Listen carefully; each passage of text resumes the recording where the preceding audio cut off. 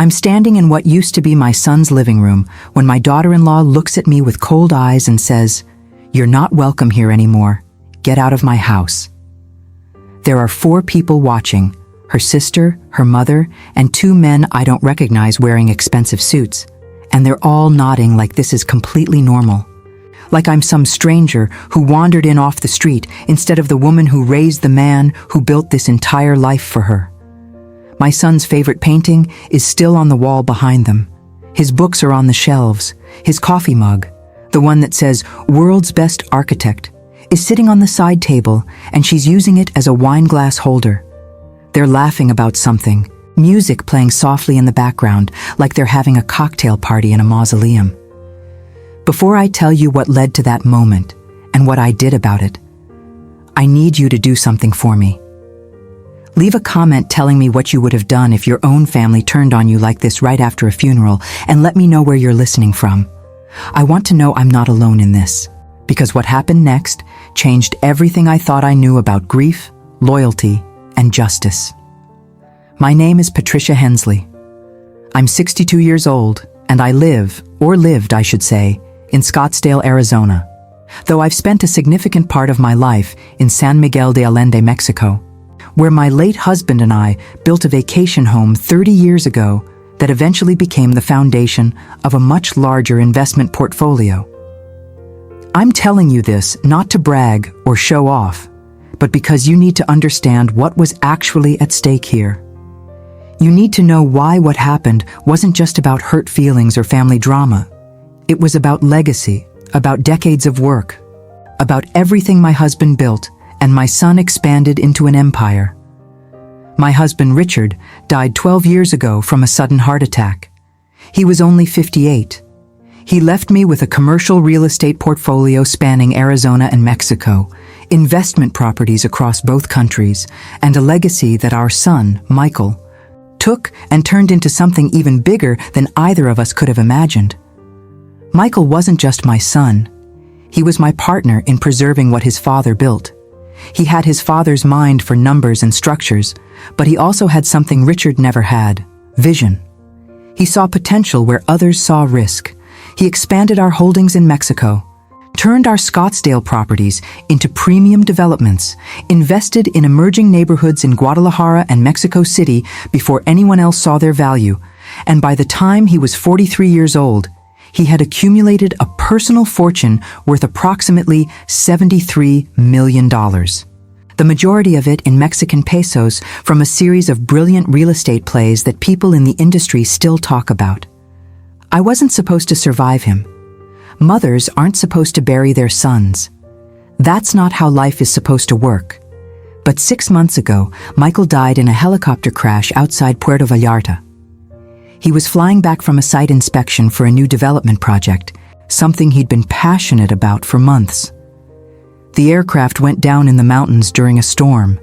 They found the wreckage 2 days later. They found my son 3 days after that.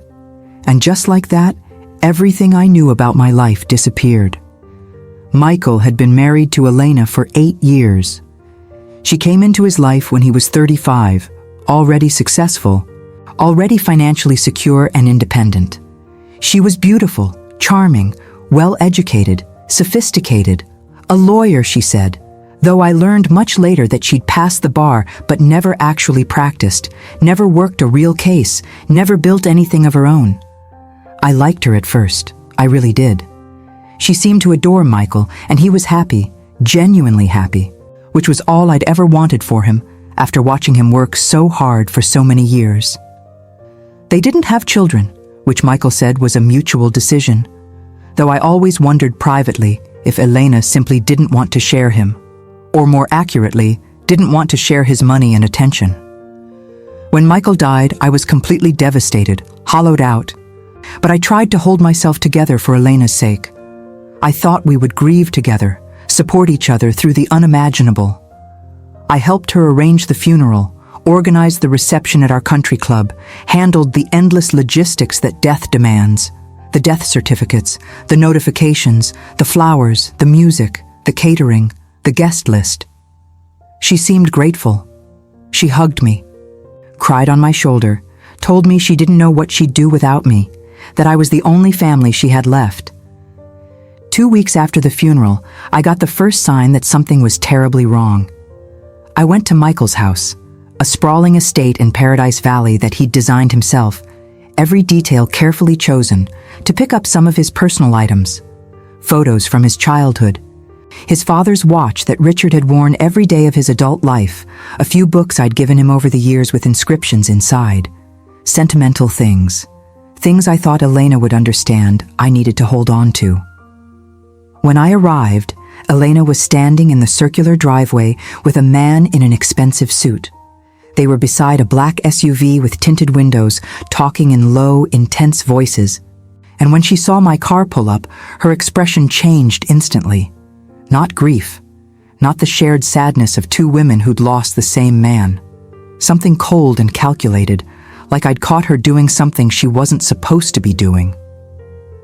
"Patricia," she said, walking toward me quickly, positioning herself between me and the front door. "I wasn't expecting you." "I texted you yesterday," I said, confused.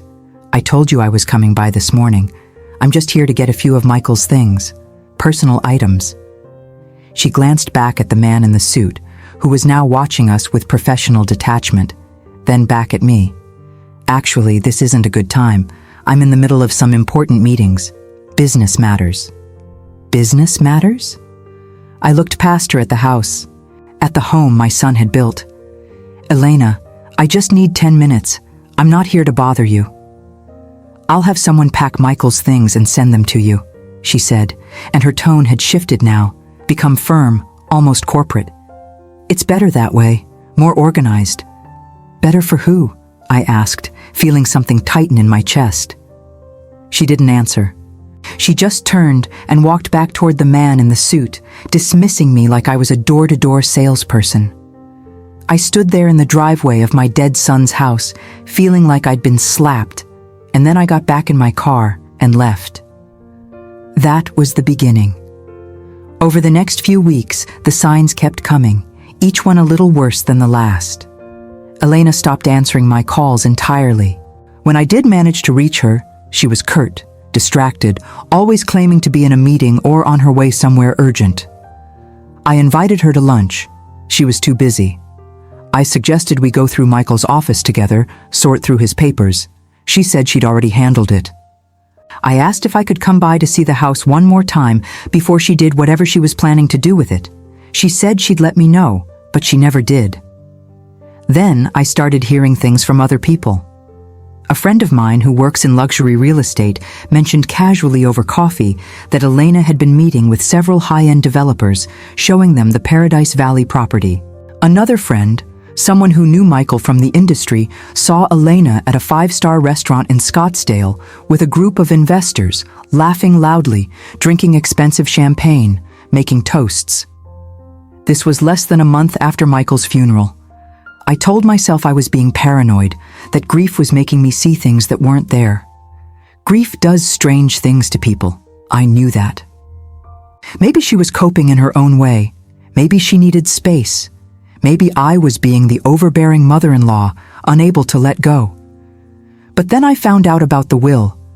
Michael's lawyer, a man named Ron Castillo, who'd worked with our family for years, called me one afternoon. His voice was careful, measured, almost apologetic. "Patricia, I need to talk to you about Michael's estate," he said. "There are some things you should know." "What kind of things?" I asked, my heart already starting to race. "Well," he said slowly, like he was choosing each word carefully. "Elena has been calling my office repeatedly, multiple times a day, asking very specific questions about the distribution of assets, the timeline for probate, when she'll have full access to the accounts. And I thought you should know that under the terms of Michael's will, she inherits virtually everything."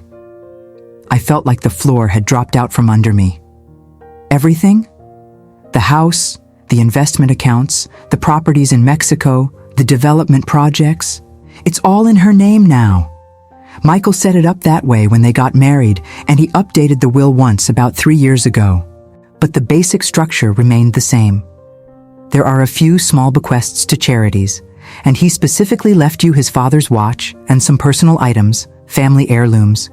But the bulk of the estate, we're talking roughly $73 million in total assets, goes entirely to her. I couldn't speak. I literally couldn't form words. Patricia, are you still there? Yes, I whispered. I'm here. I'm so sorry, Ron said, and he sounded like he genuinely meant it. I know this isn't easy to hear, but I wanted you to hear it directly from me rather than finding out some other way. I thanked him somehow, hung up the phone, and sat in my kitchen staring at nothing for I don't know how long. $73 million, the house that Michael designed. The properties we'd built together, the investments he and I had discussed over countless dinners and phone calls, the developments he'd poured his heart into. All of it, gone. All of it in Elena's hands now. I'm not a greedy woman. I need you to understand that. I don't need money. I have my own assets, my own investments, income from Richard's original properties. I live comfortably. But this wasn't about money. This was about legacy. This was about everything my husband and I had worked for. Everything Michael had built on that foundation. Everything he'd told me he wanted to preserve for future generations. And now, it was in the hands of a woman I was beginning to realize I didn't know at all. A week later, I decided I needed to try one more time. I drove to the Paradise Valley house without calling ahead, parked in the circular driveway, and walked up to the front door. I rang the bell and waited. Elena answered. She was wearing designer yoga clothes that probably cost more than most people's mortgage payments. Her hair pulled back in a casual ponytail, a glass of white wine in her hand, even though it was barely 2 p.m. Behind her, I could see people in the living room. Her sister, her mother, the same 2 men in suits I'd seen before. They were sitting on Michael's furniture, laughing about something, relaxed and comfortable like they owned the place. Patricia, Elena said, and she didn't smile. What are you doing here? I wanted to talk to you, I said, trying to keep my voice calm and reasonable. About Michael, about the house, about everything. She sighed like I was the most exhausting person in the world. This really isn't a good time. Elena, please, I just need a few minutes. We haven't really talked since the funeral, and I think... You know what? She interrupted, and her voice suddenly turned sharp, cold. I'm tired of this. I'm tired of you showing up uninvited, calling me constantly, acting like you have some right to be involved in my life, in my decisions. I stared at her, shocked. Your life? Elena? This was my son's life. This was our family's. Your son is dead, she said, and the words hit me like a physical blow.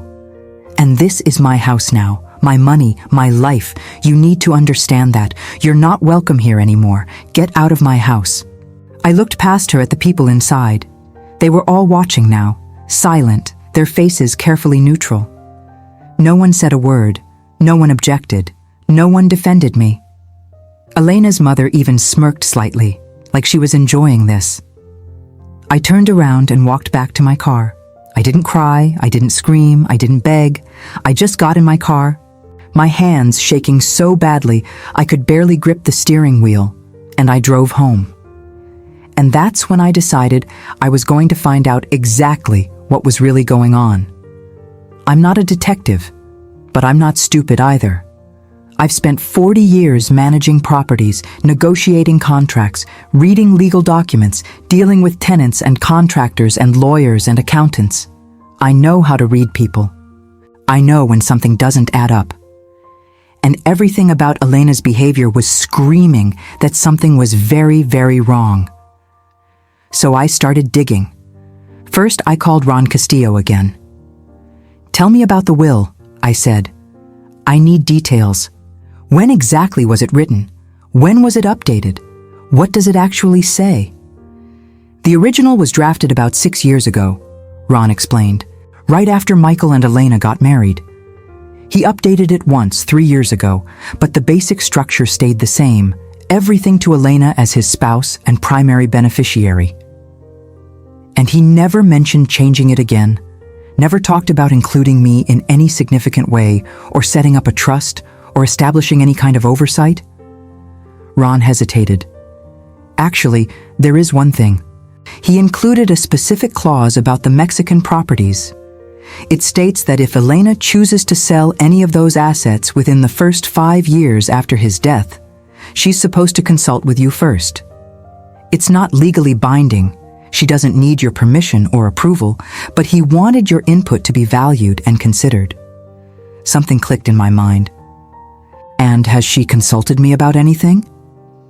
No, Ron said quietly. She hasn't. I thanked him and immediately called an old friend, a private investigator named David Ortiz, who'd helped me with tenant background checks and property issues in the past. David, I need you to look into someone for me, I said. Quietly, discreetly. I need to know what she's doing, who she's meeting with, what she's planning. Who are we talking about? He asked. My daughter-in-law. 2 weeks later, David sent me a thick envelope. Inside was a detailed report that made my blood run cold. Elena had been meeting with developers all right, but not to preserve Michael's properties or continue his work. She was selling them. She'd already signed preliminary agreements for 3 of the most valuable buildings in Mexico City, properties worth millions of dollars each, at prices significantly below market value. The buyers were all connected to her brother-in-law, a real estate speculator named Carlos, who had a reputation in the industry for quick flips and shady deals. But it got worse. She'd also taken out a massive line of credit against the Paradise Valley house, $2 million, supposedly for renovations and personal expenses. David had checked with contractors, designers, permit offices. There were no renovations, not a single one. The money had simply gone into her personal accounts and disappeared. And then David showed me the emails. He'd somehow gotten access to Michael's email account. I didn't ask how, and found correspondence between Michael and Elena from the months before he died. In several of those emails, Michael talked explicitly about wanting to update his will. He wanted to create a trust for me, to make sure I was financially secure and involved in decisions about the Mexican properties. He wanted to establish a foundation in his father's name. He'd even scheduled a meeting with Ron Castillo specifically to discuss restructuring the estate. But the meeting never happened. Michael died exactly 2 days before he was supposed to sit down with Ron and make those changes. I sat in my office, staring at those emails, reading them over and over, and I felt something fundamental shift inside me. This wasn't grief anymore. This wasn't confusion or paranoia or a misunderstanding. This was calculated betrayal. Elena had known, she'd known, that Michael wanted to change his will. She'd known he wanted to protect me and preserve his father's legacy. And whether by horrible coincidence or something darker I didn't want to think about, he'd died before he could do it. And now she was systematically dismantling everything he'd built, selling it off piece by piece to her family members, enriching herself and her relatives while erasing every trace of what Michael had actually wanted. I wasn't going to let that happen. I spent the next month preparing my counterattack, and I did it methodically, carefully, the way Richard had taught me to approach any complex problem. First, I contacted a lawyer in Mexico City named Isabel Fernandez, a sharp, no-nonsense woman in her 50s who specialized in international estate law and had a reputation for being absolutely ruthless when she needed to be. I explained the entire situation, the properties, the clause in Michael's will, the suspicious sales, the below-market prices, the family connections. "Can we stop this?" I asked her. Isabel was quiet for a moment, thinking. "Maybe," she finally said. "If we can prove that she's violating the spirit of the will, or if we can demonstrate that the sales are fraudulent or significantly undervalued, or if we can show she's acting in bad faith, we might be able to challenge the transactions. But we need solid evidence, and we need to move very fast before these deals close." I hired a forensic accountant to go through every financial record David had uncovered.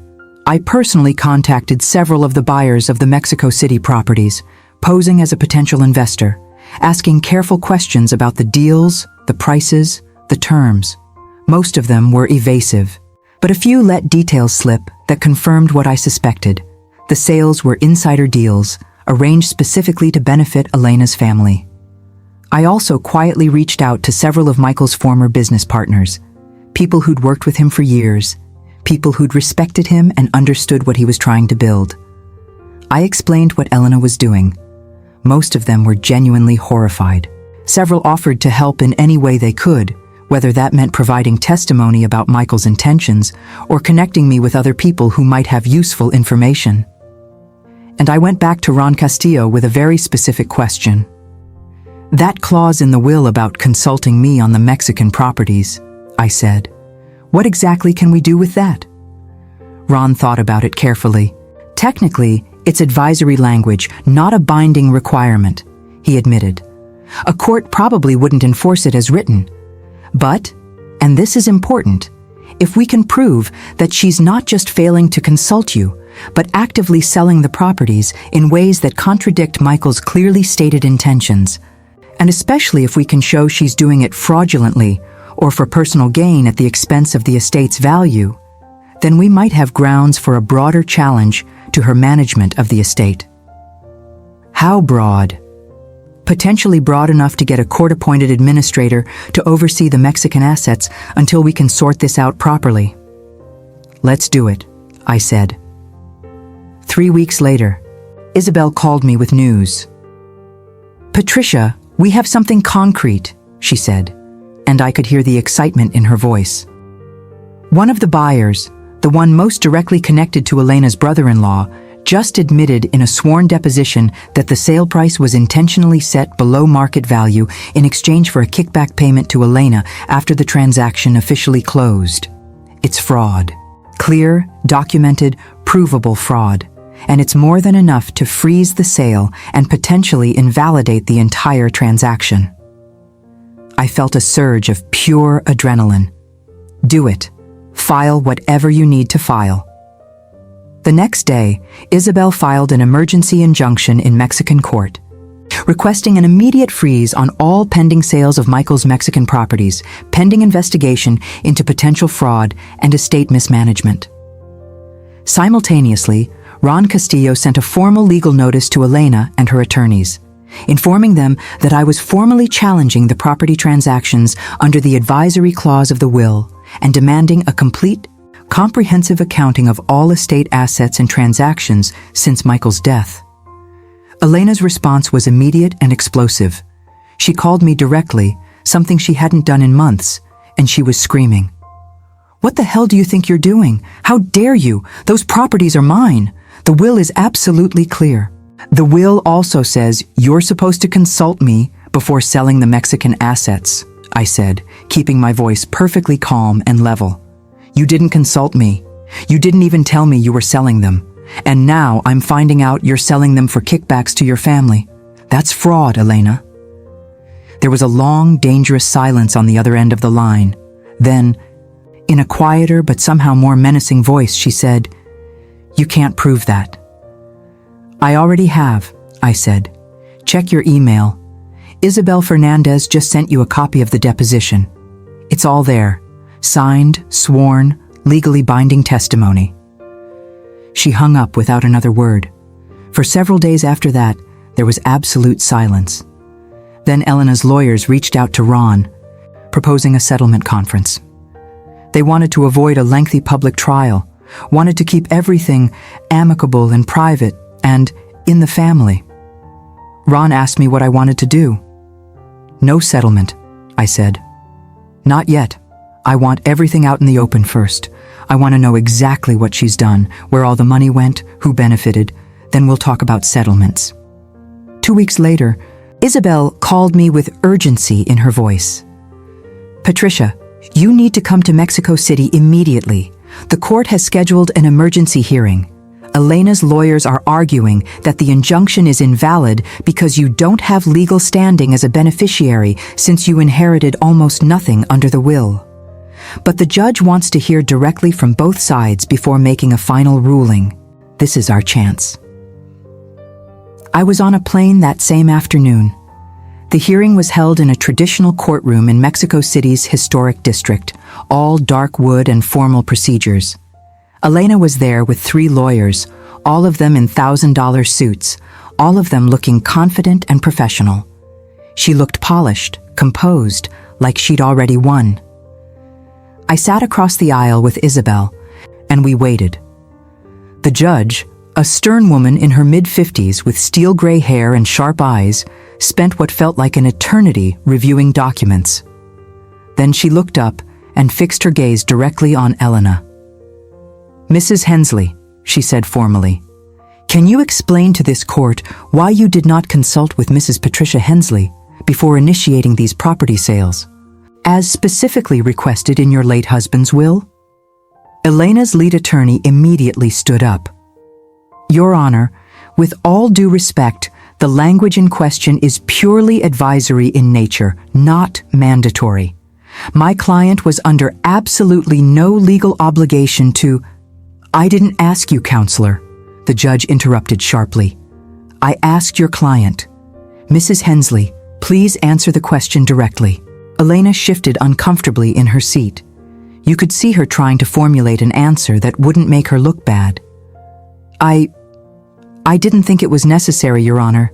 Patricia and I weren't on good terms after Michael's death. There was tension. I made what I believed to be sound business decisions based on market conditions and professional advice." "Sound business decisions," the judge repeated slowly, like she was testing the words. "And did these sound business decisions include arranging to receive personal kickback payments from the buyers?" Elena's face went completely pale. That's a mischaracterization of—" The judge held up the deposition, several pages thick. "This sworn testimony from one of the buyers suggests otherwise quite explicitly, Mrs. Hensley." For the first time since Michael's funeral, I saw genuine fear in Elena's eyes. The judge carefully set the papers down and looked at both sides. "Based on the evidence presented, I am granting the injunction. All pending sales of properties originally owned by Michael Hensley are hereby frozen pending a full and complete investigation into the estate's management and the circumstances of these transactions.